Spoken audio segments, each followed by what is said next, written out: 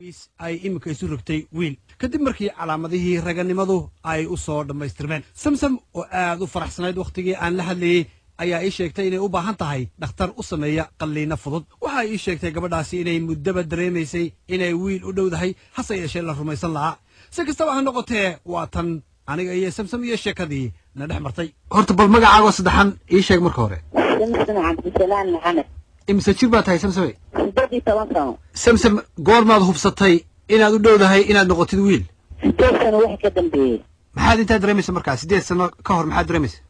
waxaan dareemayaa walaalna gabar ahay inaad gabar ahayd baad dareemaysa 8 sano ka hor haa waa tahay haddana maxaad dareemaysaa haddana waxaan dareemayaa inaan rag ahay inaad wiil tahay ama rag tahay haa samsame sidee tan u dhacday markaa maxaa soo kordhay waxaan soo arkay sida geedka ragga oo kale iyo dheer waxaan soo arkay qaabka ragga oo kale iyo waxa ragga oo xaniyaha oo kaliya maqan yihiin goormaad markaa aad arrintaasi la kulantay goormaad dareentay waxaan dareemay arrintaa la kulmay wixii ka dambeeyey wixii 8 sano ka dambeeyey haa imka codkaaga waaba weyn yaho nin baaba lagu malaynayaa garkii ma leedahay samsam codkii walaa nin waaba hayo waxaa iga maqan oo kaliya suncaas mooyaane qaab ahaantii hadda taaniinina waa isku jeedaa hadda gar ma leedahay gar waa iska xiray waad xirtaa garkii haa hareedka oo kaliya hadeer leeyahay hadda hareedkii baad leedahay haa haye timihii ma jartay iyaga mise waa dhaadheeriyin maya walaa inta maadaama dirac wato waxaas dhahay timaha iska jooranba intaa dirac iska dhigaysa haa goormaad baalkan diraca laleeyahay tuuraysaa waxaan dirac tuurayaa markii wax la ii qabto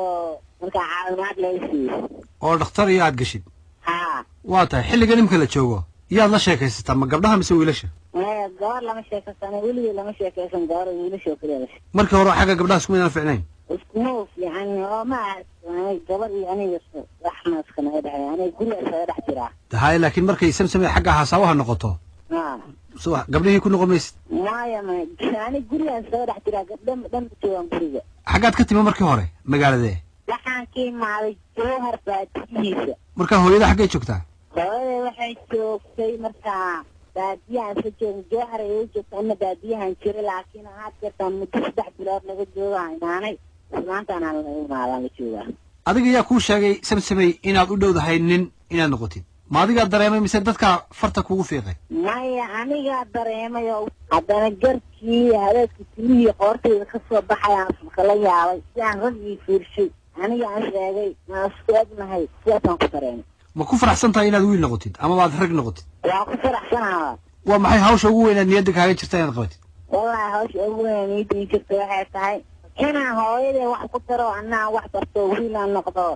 qoys yeeshto adigu hadda maxaad la baxday magacii hore samsam magac gabdheed buu ahaa magac wiil ma la baxday hadda waxaan la baxay magaca